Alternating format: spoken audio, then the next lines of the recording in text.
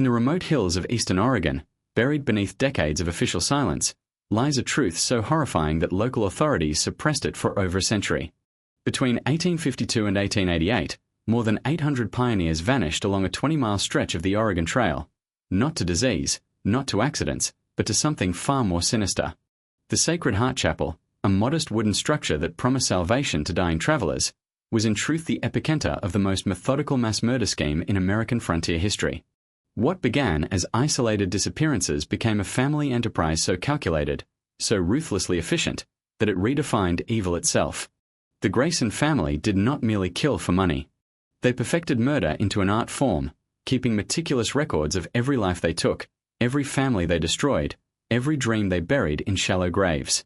Before we descend into the darkness that consumed the Grayson family and their victims, I need to ask something of you. This story isn't for everyone, only for those brave enough to confront the most disturbing truths hidden in America's past. If you're one of the few who can handle these dark revelations, subscribe now and leave a comment telling me what state you're listening from. Your support helps us uncover the stories others dare not tell. Now, let's journey back to 1852, when the Oregon Trail promised hope, but delivered horror. The Oregon Trail stretched like a lifeline across the American frontier, carrying dreams westward through 2,000 miles of unforgiving wilderness. For the thousands of families who sold everything they owned for a chance at a new life, each mile represented both hope and peril. Disease, starvation, and natural disasters claimed countless lives. But in the rolling hills of eastern Oregon, death wore a different face, one that smiled with Christian compassion while calculating the value of a family's possessions. The year 1852 marked the peak of migration. More than 50,000 people made the treacherous journey west that year. By the time most wagon trains reached the Blue Mountains of Oregon, they had already traveled nearly 1,800 miles. Families were exhausted. Supplies were low. The weakest were dying from fever, dysentery, and starvation. It was in this landscape of vulnerability that Father Grayson established the Sacred Heart Chapel. The weathered wooden structure sat on a hill overlooking a natural resting point along the trail, a place where weary travelers paused to water their oxen and bury their dead.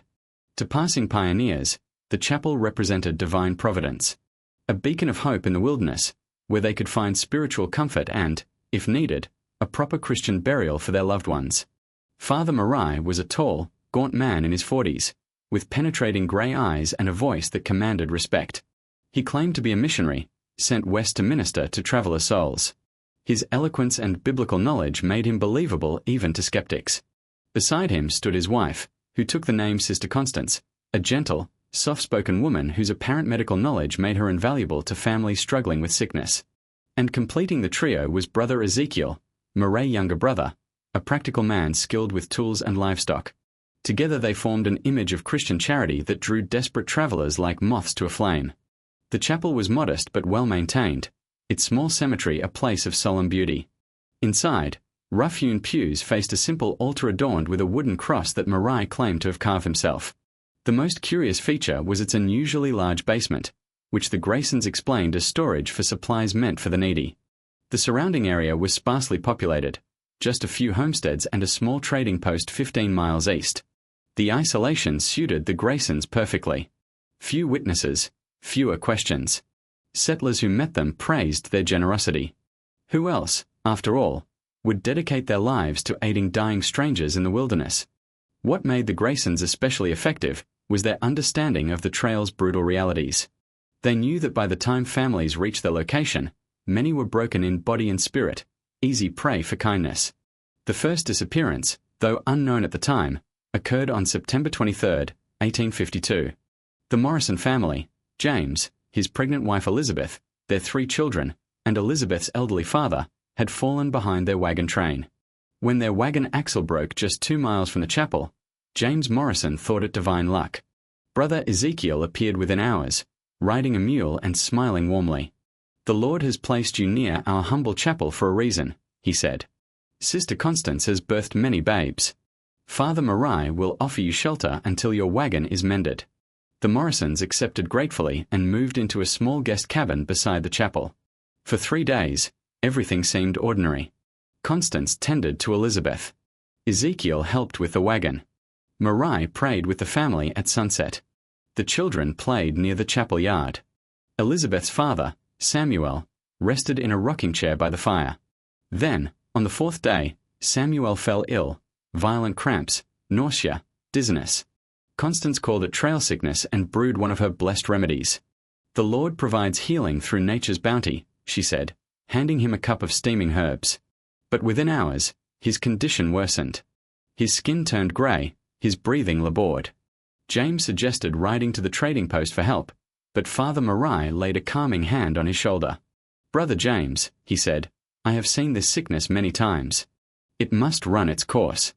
Moving him now would kill him. We must trust the Lord's timing."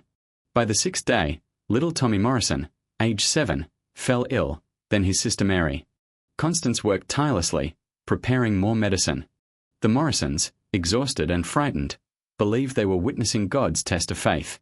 In truth, they were watching arsenic at work. Sister Constance's remedies contained carefully measured doses, acquired from nearby mining operations under the guise of pest control. The symptoms, cramps, vomiting, grey pallor, organ failure, mimicked trail diseases perfectly. Samuel Morrison died on the 7th day. Tommy on the 9th. Mary on the 11th. Each death was followed by solemn prayer. Father Maray's sermons over the graves were so moving that even hardened men wept. "They walk now with the Lord," he intoned. James and Elizabeth, still alive but shattered by grief, never suspected. They had seen whole families die on the trail. Why not theirs? Each night, while they slept, Brother Ezekiel rummaged through their belongings, taking inventory, weighing value. The Morrisons had brought gold, tools, heirlooms. Ezekiel recorded everything. By the 12th day, James himself began to sicken. Elizabeth, now in labour, begged Constance to save him. The woman's reply would one day echo through investigators' reports as a statement of pure evil. "My dear child," she said, holding Elizabeth's hands, "some illnesses are God's way of calling his children home. Do not question his mercy." James Morrison died the next day. Elizabeth gave birth hours later to a son who lived just long enough to be baptized by Father Marai. 3 days later, she too was dead. Within 3 weeks, the entire Morrison family was gone. To any inquirer, the story was simple. Trail fever, dysentery, exhaustion. The good Christians at the chapel had done their best, given proper burials, and consecrated the family's possessions to the Lord's work. The truth was much darker. The Graysons had discovered something extraordinary, something that would transform their lives and terrorize travelers for decades. Murder, when cloaked in piety and executed with care, could be both undetectable and profitable. Their first success taught them lessons they would never forget. Isolated families were easiest to kill. Arsenic mimicked disease perfectly. Religious authorities silenced suspicion. And the Oregon Trail offered an endless river of victims. Families vanished every week. Who would notice one more? That winter, the Graysons refined their methods. Ezekiel would scout for travelers, families traveling alone, visibly wealthy, perhaps already weakened. Constance experimented with dosage, mixing arsenic into teas, tinctures, even communion wine. Marai practiced his sermons, tailoring scripture to suit Methodist, Baptist, or Presbyterian ears. He learned which verses soothed fear, which invoked trust. The chapel basement was expanded. One room for supplies, one for arsenic preparations, one for temporary storage of bodies. Behind the building, they dug unmarked graves among the pines. By spring 1853, they were ready. Their next victims were the Hoffman family, German immigrants with poor English and plenty of gold. Heinrich Hoffman was a clockmaker traveling with his pregnant wife and 3 children. Their wagon broke near the chapel. The Graysons welcomed them with smiles and prayers. Sister Constance began dosing them immediately. "Preventive medicine," she said, "to keep you strong." Heinrich, grateful, told her, "God will bless you for your kindness." She smiled. "He already has." The Hoffmans died slowly, one by one, over a month. The Graysons learned even more. A longer poisoning looked more natural. The extra time allowed them to catalogue every possession and plan their sales. Ezekiel transported goods to nearby settlements, selling them under false pretenses. Families returning east, he would explain. By the end of the year, 3 families, 16 souls, were dead. The Graysons began keeping ledgers, written in Marais' precise hand. Each entry was a record of death. Morrison family. 5 souls departed. September-October, 1852. Possessions included 2 gold coins, furniture items, quality tools. Bodies interred in Grove Section C. Estimated profit: $400. Method: arsenic via medicinal teas. Duration: 17 days. Lessons learned: reduce dosage frequency to extend timeline and reduce suspicion. Each killing improved their efficiency. Each burial hardened their hearts. By the winter of 1853, the Sacred Heart Chapel had become both sanctuary and slaughterhouse. The Graysons prayed before meals, thanked God for their blessings, and then planned their next murder. Outside, snow covered the graves, hiding the truth beneath a silent white shroud. Inside, candlelight flickered over Murray's journal as he wrote the final words of that year. The Lord has shown us the way. In their suffering, we find purpose. In their passing, we find reward. The frontier slept under frozen stars, unaware that in one lonely chapel on a hill, America's most prolific family of killers was just getting started. By the spring of 1854, the Oregon Trail had become both a highway of hope and a graveyard of forgotten dreams. Thousands still pushed westward, their wagons creaking under the weight of possessions and faith, unaware that along one quiet stretch of the trail, a false chapel waited to receive them. The Grayson family's dark work continued without interruption. To the outside world, the Sacred Heart Chapel stood as a beacon of charity. To those who entered its doors, it was the threshold of death. Through the previous winter, Father Murray, Sister Constance, and Brother Ezekiel had perfected their operation. They had learned to pace their killings with the rhythm of the seasons. When snow made travel nearly impossible, they cleaned, restocked, and refined their methods. The basement was expanded again, its earthen walls reinforced with timber, its hidden compartments multiplied. There was now a dedicated corner for ledgers, another for poisons, another for the personal effects of the dead. Each item, no matter how small, was labeled, priced, and recorded in Father Murray's meticulous handwriting. Every life taken was another line in his ledgers. Every family murdered became another lesson in the art of deception. By early spring, the Graysons were no longer improvising. They were professionals. The Morrison and Hoffman families had proven the efficiency of arsenic poisoning. The Graysons had refined the dosage, adjusted their methods, and expanded their knowledge of human weakness. They understood grief. They understood fear. And most of all, they understood faith, the easiest of all emotions to manipulate. When the first wagon of the new season appeared on the horizon, Father Murray stepped outside and smiled. "The Lord sends his flock," he said softly, "and we shall receive them." The wagon belonged to the Wetherbe family from Tennessee. Charles Wetherbe, a former Confederate officer turned farmer, had decided to seek his fortune in the West rather than rebuild the ruins of his plantation. With him traveled his wife, Margaret, their twin daughters, Sarah and Susan, both 15, and Margaret's younger brother, David, a skilled blacksmith who carried his full set of tools and a sharp, analytical mind. They were not the ideal victims. Charles was intelligent, observant, cautious. His wife was educated, skeptical of strangers. But they were wealthy, and wealth always caught the Graysons' attention. When their wagon wheel broke near the chapel, Brother Ezekiel appeared almost instantly, riding his familiar mule. His voice carried that perfect mixture of sympathy and subtle command. "The Lord provides, brother," he said, tipping his hat. "Our chapel is close by. We've tools, food, and good hands to help." Charles Wetherbe eyed him carefully.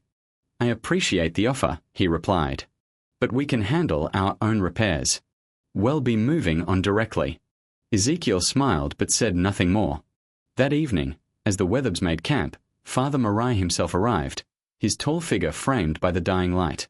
He greeted them with a preacher's practiced warmth. "Brother Charles," he said, "I do not wish to intrude, but my wife has seen signs of illness among travelers. Mountain fever, cholera, dysentery. These things spread unseen. I would be remiss in my Christian duty if I did not warn you." The word disease hung heavy in the cooling air. Margaret Wetherbe turned pale. "We've heard nothing of sickness," she said, her voice tight. "Few speak of it," Murray replied gently. "It frightens travelers. But Sister Constance has prevented many such deaths with her remedies. Perhaps you might stay one night, only to rest, and to be sure your family is safe." It was a masterful performance. The right words, the right tone, the perfect illusion of concern. Margaret hesitated. Charles frowned but said nothing. That hesitation sealed their fate. By morning, they were guests of the Sacred Heart Chapel. The first day passed peacefully. The family was served warm bread and tea. The daughters helped Constance in the garden. Charles inspected the chapel's modest craftsmanship, finding nothing immediately suspicious. Brother Ezekiel busied himself with the wagon repairs while David sharpened tools on a whetstone. Only the faint smell of the basement herbs lingered like a secret in the air. That night, Father Marai led evening prayers. His voice filled the small chapel with solemn power. "We thank Thee, Lord, for bringing weary souls to our care. May we serve them as Thou wouldst have us serve Thee." The family bowed their heads. None noticed that his eyes lingered longest on the gold chain around Charles' neck. The poisoning began the next morning. Sister Constance offered her remedies with gentle insistence. "Trail water can carry sickness," she said softly. "A cup of blessed tea will cleanse the body." David, the brother, accepted first. Then Margaret. The twins followed reluctantly. Charles declined. "I trust in the Lord," he said, "but I'll trust my own constitution as well." For the first time, Constance's smile faltered. Over the next week, David's strength waned. His skin grew pale, his breath shallow. Margaret's appetite vanished. The twins complained of headaches and dizziness. Sister Constance moved from bed to bed, whispering prayers and pressing damp cloths to fevered brows. Charles watched her. He noted her calm precision, the way she measured every cup, every spoonful. He began to suspect that something was wrong. But suspicion alone could not save him, not yet. When David died on the 12th day, Father Marai conducted a moving funeral service. His words were rich with scripture. His tears, if they were real, fell in perfect rhythm. "Brother David has gone home," he said, "to where the weary find rest." Margaret wept into his robe. Sarah and Susan clung to each other. Charles stood apart, staring at the fresh mound of earth. His soldier's instincts whispered danger. That night, while the chapel slept, he slipped outside and checked his wagon. The compartment beneath the seat, where his gold and jewelry were hidden, had been disturbed. Someone had lifted the lid. Someone had searched. The next morning, he confronted Brother Ezekiel. "Were you near my wagon last night?" Ezekiel looked him straight in the eye. "I check on all guests, brother. We've had thieves on the trail." "I meant no offense." Charles said nothing more, but the seed of fear had taken root. Margaret's condition worsened. The girls began coughing up blood. Even the air inside the cabin felt heavy with sickness and despair. Sister Constance's treatments grew more frequent, her insistence more urgent. "The Lord tests those He loves," she whispered. "But faith heals all wounds." Charles no longer believed her. Late one night, desperate for medicine that might truly help, he crept into the chapel's basement. The stairs groaned beneath his boots. The lantern in his hand cast trembling shadows across the walls. What he found there froze his blood. The basement was not a storeroom, it was a tomb. Along one wall stood shelves stacked with belongings. Children's dolls, wedding rings, folded clothing, books, tools, watches, all tagged with small pieces of parchment. On another shelf sat jars of white powder, neatly labelled in Sister Constance's hand. Arsenic, mercuric chloride, laudanum. In the corner, he saw a pile of small coffins, unfinished, waiting. And then he saw something worse. A hidden compartment, half open, revealing letters, dozens of them. He picked one up. The handwriting was feminine, desperate. "We have reached the chapel safely. The family here is so kind. The sister nurses our children day and night. We are truly blessed." The letter was dated less than a month earlier. The family had never made it beyond this place. Charles dropped the letter. His breath came in sharp gasps. The lantern trembled in his hand. He understood everything. The medicine, the deaths, the graves. When he climbed back to the surface, dawn was breaking. He found Margaret barely conscious. "We have to leave," he whispered. "Now. This place is death." She tried to answer but only coughed. That evening, he gathered what strength he had left and told his daughters to prepare quietly. They would flee under the cover of darkness. But the Graysons were already watching. Father Marai appeared in the doorway as the family packed. His voice was calm. "Brother Charles," he said softly, Where will you go with a dying wife and sick children? The trail is harsh. Stay. Rest. The Lord will provide. Charles' hand rested on his pistol. The Lord has provided enough. For a long moment, they stared at each other. Murray's face showed no anger, only pity. Faith can falter, brother. But sin leads only to ruin. Charles lifted the pistol, but his vision blurred. His strength failed. The world tilted. He realized, too late, that the stew he had eaten hours before tasted faintly of almonds. He fell to his knees. The gun slipped from his grasp. The last thing he saw was Sister Constance standing behind his daughters, her expression serene. Margaret died that night. Charles by morning. The twins lingered another week, believing themselves cared for by saints. When they finally succumbed, Father Murray held a funeral so beautiful that nearby settlers who attended wept openly. He preached of heaven and redemption, of trials endured and souls delivered. No one questioned why another family had perished beneath his roof. In his ledger, he wrote, Wetherb family. 6 souls departed, April-May, 1854. Possessions: jewelry, coin, farming equipment, fine textiles. Estimated profit: $1,200. Method: extended arsenic infusion. Duration: 38 days. Lessons: prolonged exposure decreases suspicion, maintain moderate symptom pacing. Notable improvement in technique. For the Graysons, the Wetherbs were not victims, they were progress. That summer brought prosperity to the killers. The trading post 15 miles east became a convenient outlet for stolen goods. Ezekiel grew bold, traveling farther into settlements under false names. Constance's confidence deepened. She experimented with new blends of herbs to disguise the bitter taste of poison. Murray's sermons became almost ecstatic in tone. Each murder was followed by confession, his own, whispered to God in the candlelight. We cleanse the earth of the weak, he would say. We free their souls from pain. The Lord rewards his faithful servants. By the end of 1854, 7 families, 23 people, had perished. Their graves lay scattered through the pines, unmarked, known only to the 3 who prayed above them. But even evil must evolve to survive. The near exposure with Charles Wetherb had taught the Graysons valuable lessons.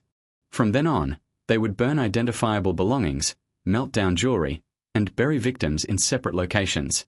They began forging letters, messages of safe arrival, to send eastward through traders, ensuring that no one would suspect foul play for months.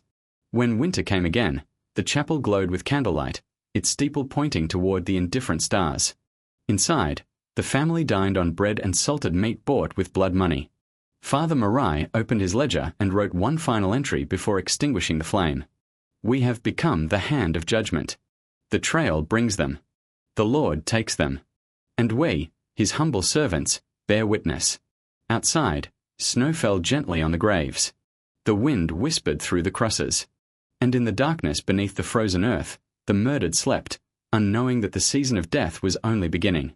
By the spring of 1855, the Sacred Heart Chapel had gained a reputation that spread like wildfire along the Oregon Trail. Among weary travelers it was spoken of as a sanctuary of mercy, a place where a kind priest and his devoted family offered shelter, medicine, and prayer. But behind that wooden door, beneath the humble altar and its flickering candles, a machinery of death turned with the precision of a clock. Every hymn, every blessing, every act of supposed compassion hid another calculated murder. The Graysons had become masters of their art. Father Murray had refined his sermons into hypnotic instruments of persuasion. Sister Constance, now confident in her alchemy, could measure a lethal dose to the grain, timing her poisons to mimic the ebb and flow of disease. Brother Ezekiel's ledger was immaculate columns of names, dates, prophets, and brief remarks in his careful hand. To them, killing had become administration. But perfection always invites discovery. And fate, it seemed, had decided that their next guests would not go quietly to their graves. The Patterson family came from Ohio. Thomas Patterson, a prosperous merchant, had sold his business to seek a new life in the growing territories of Oregon. With him traveled his wife, Emily, their 4 children, ranging in age from 8 to 16, and Emily's unmarried sister, Catherine Patterson, a woman of 32 who served as governess and teacher to the children. They were a respectable, educated family, wealthy, cautious, and self-reliant. But even the wise can be deceived when evil wears a saint's smile. It was a warm afternoon in late May when Brother Ezekiel first spotted their wagon, cresting the ridge. He studied them through narrowed eyes. Fine oxen, polished tools, barrels sealed with wax, boxes bound in leather straps. Money? He could almost smell it. He rode up with practiced warmth. Good afternoon, friends. You're nearly upon the Lord's own house. The Sacred Heart Chapel lies just ahead. We've food, clean water, and shelter, if you've the mind to rest your beasts. Thomas Patterson smiled politely. We appreciate it, sir, but we're well supplied. We aim to reach the valley before nightfall. Ezekiel's tone softened. I understand, truly I do. But there's talk of mountain fever. Families stricken without warning. My sister's been treating folks, God bless her hands, and she swears the sickness travels unseen. Emily Patterson's face paled. Fever? We've heard nothing of that. Well, Mum, Ezekiel said, lowering his voice conspiratorially, most won't speak of it. Bad for trade, you see, but a swallow of Sister Constance's tonic will keep you safe. Just a visit, no more. Emily turned to her husband, anxiety clouding her eyes. Thomas, perhaps we should at least let her look at the children. It can't hurt. Thomas hesitated, measuring the risk. Finally, he nodded. Very well. One night, then we move on. One night became eternity. The Pattersons were greeted at dusk by Father Moray himself. He clasped Thomas' hand, gazed heavenward, and said, The Lord sends the righteous to the door of his house. The candlelight softened his angular features, transforming him into an image of divine authority. He spoke easily of scripture and commerce, praising Thomas' courage for bringing his family west. To Emily he offered comforting words about motherhood and faith. To the children, sweets and gentle laughter. Sister Constance entered soon after, bearing a tray of steaming cups. To ward off trail sickness, she said sweetly. Just herbs and prayer. Catherine Patterson accepted hers with a cautious smile but did not drink. The scent struck her as strange sweet at first, then bitter, metallic. She set it aside. That night, Father Moray led them in prayer. The children knelt, the candles flickered, and outside, the wind hissed through the pines like a warning. By the second day, symptoms appeared. Headaches, weakness. The eldest boy vomited violently after breakfast. Sister Constance explained it as the purging of the body's sin. Thomas thanked her for her care. Catherine, however, began to watch. She noticed that the sickest were those who drank the most of Constance's remedies. She noticed Ezekiel visiting the wagon at night, and she noticed how Father Moraes followed the children with something that was not compassion, but calculation. On the fourth day, she caught Constance adding a pinch of white powder to a cup of broth meant for young Timothy, the youngest child. What's that? Catherine asked sharply. Constance did not flinch. Blessed salt, she said. It strengthens the heart. But Catherine's father had been a pharmacist in Ohio. She knew the crystalline glint of arsenic when she saw it. That night, she confided in her sister. Emily, she whispered, these people are poisoning us. Emily's eyes widened with disbelief. Catherine, you mustn't say such things. They've cared for us day and night. Look at Thomas, Catherine said. Look at the children. Each time she treats them, they worsen. Have you drunk any of her medicine? A little, Emily admitted. Stop. Tell the children to stop. Emily hesitated, torn between faith and fear. What if you're wrong? Then we live, Catherine said coldly. But if I'm right, God help us all. That evening, Catherine pretended to sip her dose, spilling it into her handkerchief. She convinced Timothy to play along. A secret game, she whispered. Drink, then hide it in your mouth. Spit it out when no one sees. By dawn, the difference was undeniable. Those who drank Constance's medicine lay writhing with fever and pain. Catherine and Timothy were untouched. Thomas Patterson died on the 6th day. 2 of the older children followed within 48 hours. Emily's mind began to break under the weight of horror. Why is God punishing us? She cried. He isn't, Catherine said fiercely. Men are. That night, as the rain fell in silver sheets, Catherine packed what she could. Coins, food, a pistol. Emily was too weak to stand, but she insisted on helping. If we die, she whispered, let it be on the trail, not here. They waited until the 3rd watch, when the chapel fell silent. Then Catherine lifted Timothy into her arms and guided Emily to the wagon. They almost made it. A lantern's glow cut through the rain. Footsteps approached. Father Murray's voice carried through the darkness. Sister Catherine, he said softly, you should be resting. The fever clouds the mind. Catherine turned slowly. I couldn't sleep. He stepped closer, the lantern lighting his gaunt face, the rain gleaming on his collar. Then allow Sister Constance to prepare something stronger to help you rest. Her fingers tightened on the pistol beneath her shawl. That won't be necessary. I'm afraid it is, he said, reaching inside his coat. A sound cracked the night, a voice, weak but firm. Step away from my sister. Emily Patterson stood in the wagon's shadow, Thomas' pistol in her shaking hands. For the first time, Father Murray's mask slipped. His eyes hardened to stone. You have no idea what you're doing, he said. I know exactly what you are, Emily replied. He took one step forward. Catherine swung the iron tool she had been hiding. A heavy wrench and struck him across the temple. He collapsed into the mud. Go, she screamed. Go now. They scrambled onto the wagon, snapping the reins. The oxen lurched forward, wheels splashing through the flooded ruts. Behind them, shouting erupted. Ezekiel's voice, harsh and furious. A gunshot split the air. The wagon jolted as a bullet tore through the canvas. Timothy screamed. Catherine didn't look back. She drove through the storm until the mountains swallowed them whole. For 3 days they wandered, following faint trails through forests and valleys. Emily drifted in and out of consciousness, her body failing from poison and exhaustion. Timothy clung to her side, silent and pale. Catherine slept in snatches, haunted by the image of Father Murray's lifeless eyes staring up through the rain. On the 4th day, salvation appeared not divine, but human. A patrol from Fort Dales, 8 soldiers on horseback, intercepted their wagon near the river. The officer in charge, Lieutenant Harper, dismounted at once. Mom, are you in distress? Catherine tried to answer, but the words tangled in her throat. Instead, she held out a vial of cloudy liquid and a folded handkerchief stained with white crystals. They killed them, she gasped. The chapel, they killed them all. At first, Harper thought she was raving. But the evidence she carried, the vial, the powder, the look in her eyes compelled him to act. He ordered 2 men to escort the survivors back to the fort, and rode east with the others to investigate. They reached the Sacred Heart Chapel at dawn. Smoke still drifted from the chimney. The door hung ajar. Inside, the air reeked of decay and candle wax. In the cabin they found the bodies of Thomas Patterson, and the 3 older children laid neatly on the floor, hands crossed, eyes closed. Each bore the grayish pallor of arsenic poisoning. But the Graysons were gone. The soldiers searched the basement and found what local folklore would one day call the Devil's Archive. Shelves stacked with labeled goods, crates of jewelry, a ledger, open on the desk, listing the names of families and the dates of their deaths. Pages upon pages of tidy handwriting.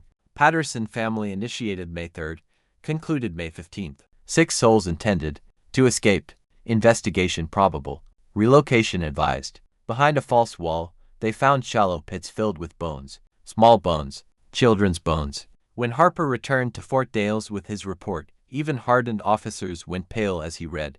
A troop was dispatched immediately, but the killers had vanished into the wilderness, taking their stolen wealth and their poison with them. Catherine Patterson's testimony spread quickly through the territories. Newspapers called her the woman who escaped the chapel of death. She told her story again and again to marshals, governors, journalists, anyone who would listen. Her words painted a picture of evil so cold, so organized, that even skeptics shuddered.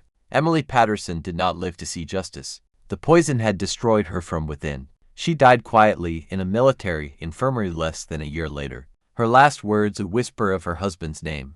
Timothy grew into a silent, haunted young man. He refused all talk of religion. He refused to marry. He kept a small iron cross that Catherine had taken from the chapel's altar, the only relic of that nightmare. As for Catherine, she dedicated the rest of her life to seeing the Graysons caught. She provided every detail she could recall. The structure of the chapel, the layout of the basement, the sound of Father Murray's voice, the smell of Sister Constance's tonics. She became the primary witness in what would become the largest manhunt in frontier history. For the next 2 years, lawmen and marshals scoured Oregon and the neighboring territories. But the wilderness was vast, and the Graysons were clever. They left no trail, no witnesses, no bodies, only silence. Still, the truth could not be buried forever. At trading posts and settlements from Portland to Sacramento, rumors began to circulate of a new mission run by a priest and his family. The Mission of Divine Mercy, they called it. Travelers spoke of a tall man with gray eyes and a gentle voice, a kind sister who healed the sick, a helpful brother who mended wagons. Those who stayed there sometimes vanished without a trace. It would take 2 more years for federal marshals to connect the dots. 2 more years before the law would finally close in on the family of killers, who had hidden behind the cross. But on that rain-soaked morning in 1855, as Catherine Patterson sat in the Fort Infirmary, clutching her fevered nephew's hand, she did not yet know how far the evil had spread or that the nightmare was not over. She only knew the sound of the rain, the hollow echo of prayers whispered over poisoned graves, and the cold certainty that somewhere, the Graysons were still praying to the same God while sharpening their knives for the next family to arrive. The winter of 1855 descended over Oregon like a shroud. The trails froze, the rivers slowed beneath sheets of ice, and travelers huddled close to their fires, whispering stories of the Sacred Heart Chapel and the ghosts said to haunt its empty hill. Some claimed they had seen lantern light flicker there at night. Others swore they had heard hymns rising faintly through the trees. But those who dared investigate found nothing, no smoke, no sound, no sign of the Grayson family. The killers had vanished, leaving behind only graves and silence. For nearly 2 years, the name Grayson was spoken only in nightmares. The army patrol that discovered the chapel's horrors had burned what remained, collapsing the basement into the earth. Territorial records listed the site as abandoned by divine judgment, but the disappearance of the murderers gnawed at the hearts of lawmen and settlers alike. Evil that clever, that disciplined, does not simply vanish, it migrates. By the spring of 1857, reports began filtering north from California. Travelers spoke of a mission newly built near the Oregon-California border, a large wooden compound known as the Mission of Divine Mercy. Its founders, a priest and 2 siblings, claimed to have come from back east to bring God's grace to the frontier. They called themselves Father Benedict Morrison, Sister Mary Morrison, and Brother Thomas Morrison. Federal Marshal William Riss, the man assigned to the Grayson case, read those names aloud in his Sacramento office and felt the chill of recognition crawl down his spine. Morrison, he said quietly, as in the family they killed. The disguise was almost too bold to deliberate a mockery of their victims. He closed the file and called for his men. They're alive, he said, and they've started again. The mission stood in a valley carved by 2 converging trails, a strategic location that ensured a steady flow of travelers. The building itself was grand compared to the humble chapel the Graysons had once inhabited. Its main hall doubled as both church and lodging, with a wide porch facing the road and a tall cross rising above the roofline. Behind it sprawled several outbuildings, a stable, a storehouse, and a long dormitory for guests. But beneath the polished wood and painted walls, the same machinery of death hummed unseen. The mission's basement was vast, divided into chambers just like before. 1 room for supplies, 1 for poison preparation, and 1 for the dead. Survivors who later described the place spoke of its unsettling stillness, its faint scent of burning herbs, and the way Father Benedict's voice echoed through the halls like something not entirely human. "Welcome, my children," he would say, hands spread wide. "The Lord's mercy flows through this valley. Rest, eat, and pray. All are safe here." The Graysons had refined their methods yet again. Now, instead of relying solely on poison, they experimented with speed and variation. Families who stayed more than a few nights rarely left alive. Those who questioned the mission's methods were said to have fallen ill suddenly and been buried within days. In April 1857, the Henderson family arrived. They were prosperous farmers from Missouri. James, his wife Anna, their 4 children, and Jem's younger brother Matthew. They carried new tools, livestock, and boxes of silver coins wrapped in oilcloth. They were tired, but hopeful. The Graysons saw them as manna from heaven. When the Henderson wagon rolled into the mission yard, Brother Thomas, once Ezekiel, was already waiting. "You've come at a blessed time," he said warmly. "The Lord provides for all who travel his path." James Henderson nodded politely. "We've heard this is a place of rest. We'd be grateful for a roof and water for the stock." "More than that," Thomas replied. "You'll find healing here." From the doorway, Sister Mary appeared, Sister Constance reborn. Her hair was now streaked with gray, her face lined by years and guilt she did not feel. "Welcome, dear souls," she said softly. "Let me see to the children. They look weary." That night, Father Benedict led evening service by candlelight. The glow painted his sharp features in gold and shadow.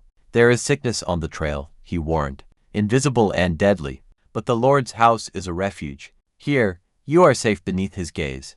Anna Henderson felt comforted. James bowed his head. The children smiled.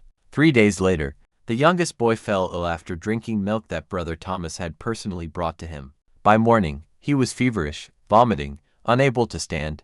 Sister Mary prepared her healing draught. The other children were told to take smaller doses as prevention. The poison spread quietly through their veins, but the Graysons' confidence had made them careless. That same week, Marshal Riss men were already camped in the surrounding hills, watching. For months they had followed the trail of missing travelers and false sermons. They had questioned traders who spoke of fine goods sold by Father Benedict and his siblings. Every sign pointed here. The marshal's plan was simple: gather evidence, confirm the killer's identity, and strike swiftly before they could vanish again. For 2 weeks they watched the mission, recording every movement. They saw new families arrive, some depart, others disappear. They saw the lights burning at all hours in the main hall, and the smoke that rose from behind the stables each dawn smoke too heavy, too dark, carrying the smell of something other than wood. Then came the moment that changed everything. One of the marshal's scouts, hidden behind a grove of pines, saw Brother Thomas carrying a child's limp body toward the back of the compound. He followed, staying low, and saw the man lower the body into a freshly dug pit. The scout returned trembling. "Sir," he said, "they're burying people. Children." Marshal Riss' jaw tightened. "Then we move at dawn." But dawn was almost too late. Inside the mission, the Henderson family was dying. James Henderson, pale and gasping, begged Father Benedict for help. "My son, please, what's happening to him?" The priest knelt beside the bed, his face solemn. "The Lord calls whom he will, brother. Have faith." "Faith?" James rasped. "You said would be safe." Benedict's expression softened into something that might almost have been pity. "Safety is an illusion, my son. Only redemption is eternal." When James tried to rise, the priest placed a hand on his shoulder. The gesture was gentle, but his grip was iron. "Rest," he whispered. "Your family will join you soon." At that moment, the front doors burst open. Gunfire shattered the silence. "Federal marshals!" A voice roared. "Lay down your arms." Chaos erupted. Brother Thomas lunged for his rifle. Sister Mary screamed. Father Benedict spun toward the light pouring through the doorway, his calm demeanor fracturing into fury. "Blasphemers!" he cried. "You dare defile God's house?" Bullets tore through the pews. Smoke filled the air. In the confusion, James Henderson crawled from his bed, clutching his dying wife's hand. "Anna," he whispered, "they're here, help is here." The battle lasted less than 10 minutes. When the gunfire ceased, the mission of Divine Mercy stood, shattered windows blown out, walls riddled with holes, the altar split by bullets. Father Benedict lay bleeding near the pulpit, his robe soaked in crimson. Sister Mary knelt beside him, praying aloud in a voice that shook the rafters. Brother Thomas, wounded in the shoulder, was dragged from the basement, kicking and cursing. The soldiers who entered the underground chambers would never forget what they saw. There were shelves stacked with stolen goods, rings, watches, clothing, children's shoes. Crates of medicine bottles filled with white residue. A table bearing open journals, each line written in the same precise hand. The ledgers described everything. The families murdered, the profits made, the lessons learned. But the most chilling entries spoke not of the past, but the future. Expansion, one-page read. Additional stations planned along the Santa Fe and California routes. New partners to be recruited. Larger burial chambers required. Marshal Riss stood in that room for a long moment, the lamplight flickering over the words. 800 souls, he said quietly. Maybe more. Sister Mary was arrested without resistance. Her face was pale, her hands clasped around a rosary that dripped with another's blood. When questioned, she spoke softly, as though still tending a patient. "We gave them mercy," she said. "They were dying already. We eased their pain. We gave their possessions to God's work." Brother Thomas remained silent. He stared straight ahead, eyes vacant, lips pressed together in mute defiance. But Father Benedict Moroy Grayson was something else entirely. He survived his wounds long enough to speak, and when he did, it was not confession but sermon. "You fools," he hissed from his cot. "You think you've stopped evil. You think we were monsters. No. We were deliverers. The weak die so the strong may build. The sick perish so the pure may prosper. We gave them purpose in death." Marshal Riss turned away. "Take him to the wagon." As they led the prisoners from the ruined mission, the surviving Henderson children watched from the shadows, their faces white with terror. James Henderson lay nearby, his breathing shallow but steady. "Who were they?" he whispered to the marshal. "Once," Riss said, "they called themselves missionaries." The discovery at the mission of Divine Mercy sent shockwaves through the frontier. Word spread faster than any wagon could roll. Newspapers called the Graysons the holy butchers of Oregon. Preachers thundered from their pulpits that the devil himself had worn the collar of a priest. Families abandoned lonely missions, and travelers began arming themselves before accepting hospitality.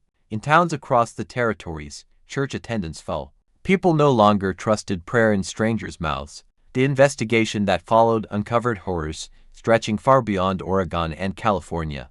Records found in the mission linked the Graysons to disappearances in Kansas, Nebraska, even as far east as Illinois. Some crimes were more than a decade old. The handwriting matched, the poison matched, the method matched. When confronted with the full scale of their atrocities, Sister Mary wept not for the dead, but for herself. "We were chosen," she murmured. "He said God needed instruments, not saints." I believed him. Father Benedict showed no remorse. He spoke only when questioned about the ledger's final entry. "What did you mean by expansion?" the marshal asked. Morai smiled weakly. "The harvest never ends." He died 2 days later in custody, whispering scripture through blood-stained lips. His final words were recorded by a guard who swore he felt the temperature drop in the room. As the priest spoke, "The wages of sin," he said, "are only wages." Sister Mary was sentenced to life imprisonment. Brother Thomas received 20 years. But the echo of their crimes lingered far longer than any sentence could reach. The mission of Divine Mercy was dismantled. It would use to build barns and fences in the nearby valley. Yet settlers claimed the ground itself was cursed. Horses refused to cross it. Travelers heard phantom hymns at dusk. Some nights, when the wind blew from the north, they said you could still hear a woman's voice praying softly for the dead she had helped destroy. Marshal Riss, haunted by what had seen, resigned the following year. In his final report, he wrote, "Evil wears many faces. The worst are those that smile." The Henderson family survived scarred, broken, but alive. Their testimony, along with Catherine Patterson's years earlier, became the cornerstone of the Grayson trial. The world would soon know the full scale of the massacre, the methodical slaughter carried out under the sign of the cross. But even as justice approached, even as the noose was tied and the courtrooms filled, some whispered that not all of the Graysons had been captured. A rumor persisted of a fourth sibling, one who had fled during the raid, taking with him a portion of the ledgers. Some claimed he established new missions further east, under new names. Others believed he drowned crossing a river. But the uncertainty only deepened the legend. And so the story of the Graysons spread like wildfire across the frontier. Part warning, part ghost story. The mission of Divine Mercy was gone, but its memory clung to the land like smoke that refused to fade. The westward trails would never again be the same. The open road, once the path of hope, had become a corridor of fear. Travelers now looked with suspicion upon every outstretched hand, every smiling stranger offering rest. And somewhere, in the blackened soil where the chapel once stood, the wind carried a whisper that seemed almost human. The year was 1857, and the trial that gripped the American frontier began under a cloud of both fascination and dread. The courthouse in Portland overflowed with spectators, farmers, soldiers, preachers, widows, and travelers who had once passed safely along the Oregon Trail but now wondered how close they had come to death. Outside, newsmen shouted headlines into the cold morning air. The Grayson family murders, the chapel of death on trial. Inside, the 3 surviving members of the Grayson family sat at the defense table, silent as stone. Father Morai Grayson was dead, but his legend filled the room like a spectre. Sister Constance, now called Sister Mary Morrison, sat pale and thin, her hands clasped tightly around a wooden rosary. Brother Ezekiel, Brother Thomas Morrison, stared straight ahead, his expression unreadable, his jaw set in mute defiance. Between them sat the weight of hundreds of unburied souls. The prosecution, led by Territorial Attorney General Samuel Morrison, no relation to the murdered family whose name the Graysons had stolen, opened with words that echoed through the chamber.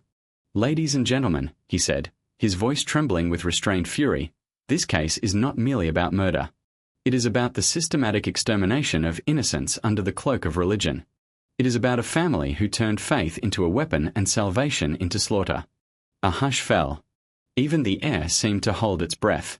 The evidence was overwhelming. Ledgers filled with names, dates, and prophets. Letters written in Morai Grayson's hand, describing murder as a holy duty.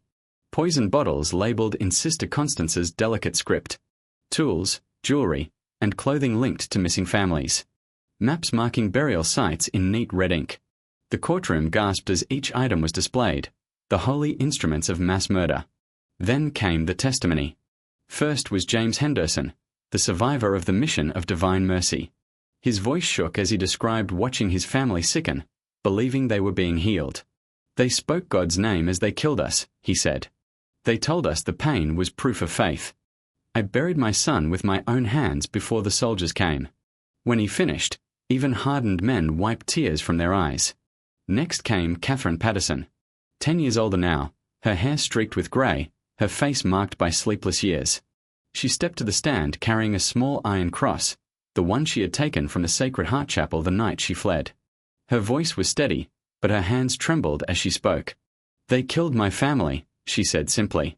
My brother-in-law, my sister, her children. They poisoned them and called it mercy.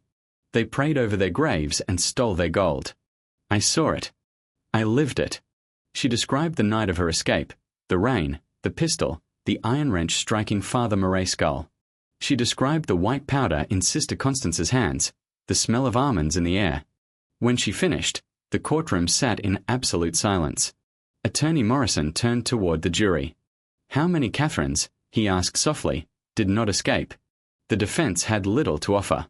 Their lawyer, a nervous man named Harold Pike, argued that the Graysons had provided genuine medical treatment and that their patients had died of natural trail diseases.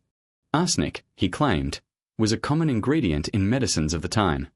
Misunderstanding is not murder. But when the prosecution presented Murray journals, the defense's argument collapsed. Page after page described not healing, but experimentation. The entries were methodical, clinical, and terrifying. Hoffman family, 6 souls. Arsenic administered in decreasing intervals. Effective disguise. Herbal tea. Noted improvement in patient trust. Profitable outcome. Weatherb family, duration 38 days. Extended dosage increased realism of symptoms. Predestination sermon well received. And finally, the last entry Murray ever wrote. Patterson family, escape of 2 subjects. Relocation required. The Lord's work continues. As the clerk read the words aloud, the gallery erupted in outrage. Some shouted curses. Others cried. The judge pounded his gavel until the echoes filled the hall. Order! He thundered. This is a court of law, not vengeance. But vengeance had already taken root in every heart present. When it was Sister Constance's turn to speak, she rose slowly, the rosary twisting in her fingers. Her voice was quiet, almost tender. We meant no harm, she said. We brought comfort to the dying. We took what they no longer needed. They were doomed already. The trail kills without mercy. We gave them peace. The attorney approached her. Peace, he said coldly. Is that what you call it when children choke to death on your poison? Sister Constance's eyes glistened. Better to die in prayer than in fear. Her words hung in the air like a curse. Brother Ezekiel refused to speak at all. For days he sat motionless, unblinking, his silence as heavy as confession.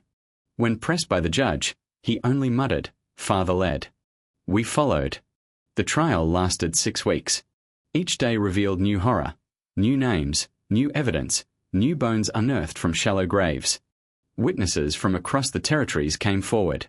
Traders who had bought stolen goods, settlers who had lost friends to mysterious illnesses, soldiers who had seen the chapel of death before it was burned. By the time the final witness stepped down, the jury no longer debated guilt. Only punishment. The verdict came on a cold October morning. The judge's voice was low but steady. For the crimes of murder, theft, and fraud against Almighty God and the United States territory of Oregon, I sentence Father Murray Grayson, deceased, to eternal infamy. I sentence Sister Constance Grayson to life imprisonment at hard labor. And I sentence Brother Ezekiel Grayson to 20 years in territorial prison. May the Lord have mercy upon your souls, for this court cannot. A murmur swept the crowd, anger that the punishment seemed too light, relief that the nightmare had ended. But evil has a way of lingering, even after justice is done. Sister Constance was transported to the women's prison in San Francisco. There, witnesses said, she spent her days whispering prayers for the dead and her nights talking to the empty air, as though her husband still stood beside her. Guards sometimes heard her singing lullabies in the darkness, the same songs she once used to calm dying children. Brother Ezekiel was sent to a prison quarry near Salem.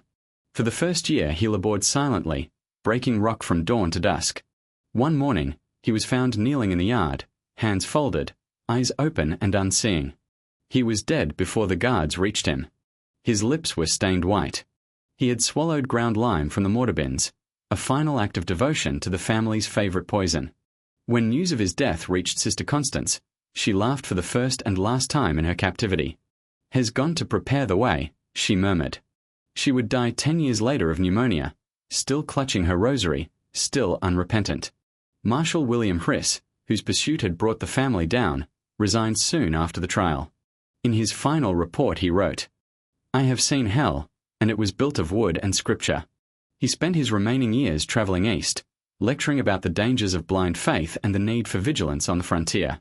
But those who met him said his eyes always seemed fixed on something just behind them, as though the ghosts of the chapel followed him still. The Western Territories never forgot. The government ordered patrols along the main routes, ensuring that no new missions would rise unnoticed. Settlers grew suspicious of strangers bearing Bibles. The word chapel itself began to carry an uneasy sound when spoken on the trail. As for Catherine Patterson, she never stopped fighting. She lived long enough to see the final report published, a thick-bound volume titled The Grayson Record, documenting every known victim. She refused to let the memory fade. Each year she visited the hill where the Sacred Heart Chapel once stood, now an open field dotted with wildflowers. She would kneel, place her hand on the earth, and whisper, "You're free now." Her nephew Timothy, the boy who had survived the poison, grew into a quiet man. He became a guide for settlers, leading them safely through the very country where his family had died. He never married. He carried no cross, no Bible, only a small knife engraved with a single word, "Survive." And yet, for all their deaths and justice, the Grayson story refused to die. In taverns and campfires across the West, the legend of the Killing Chapel lived on. Some claimed that travelers still vanished near the old trail. Others said they had seen a pale woman standing in the fog, whispering prayers and offering medicine to those who stopped.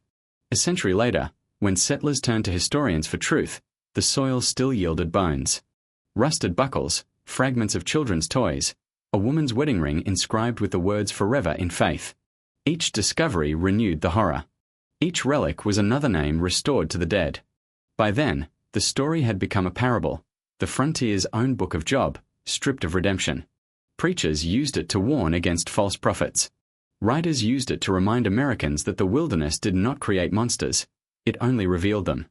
Because the Graysons had not come from madness or poverty. They had come from the church. From civilization. From the same moral soil as the people they killed. Their evil was not born in darkness, it was cultivated in daylight, nourished by scripture, sanctified by greed. In the decades that followed, travelers continued to leave offerings at the site of the old chapel. Coins, crosses, notes written in trembling hands. One note, found pressed beneath a stone, reads simply, "Forgive us for believing in angels." Today, nothing remains of the Sacred Heart Chapel but its legend. The hill is quiet now. The graves unmarked. The wildflowers bloom where poison once dripped into cups. Yet on cold nights, when the moon hangs low over the Oregon hills, locals say you can still hear the faint tolling of a bell. No church nearby, no wind strong enough to move metal, just that slow, hollow sound, echoing through the valley like the memory of guilt. Perhaps it is imagination. Or perhaps it is the echo of the prayers the Graysons whispered over their victims as they died, prayers that the earth itself cannot forget. Every era has its monsters. Some wear chains. Some wear crowns. And some, like the Graysons, wear the cross. Their crimes remind us that evil does not always roar. Sometimes it preaches. Sometimes it prays. And sometimes it smiles while offering you a cup of salvation. The pioneers who braved the Oregon Trail carried dreams of freedom and faith across 2,000 miles of wilderness. But for hundreds, the trail ended not in promise, but in poison. Their bones rest beneath the soil of forgotten valleys, their voices silenced beneath hymns sung by killers. Yet the story remains, a warning carved into the heart of the American frontier. Beware the Savior who asks for your trust. Beware the healer who will not drink his own medicine. Beware the hand that blesses while it steals. For faith without discernment is a weapon, and the cross, in the wrong hands, can cast a shadow longer than any grave. As the last light of day fades from the Oregon hills, a wind rises, soft, mournful, endless. It moves through the grass where the chapel once stood, carrying with it the echoes of prayer and pain. It whispers names long forgotten, and somewhere far away, a bell rings once more. And if you listen closely, very closely, You might still hear the faintest voice of a woman murmuring in the dark, gentle and eternal, "Rest now, my children. The Lord's mercy is upon you."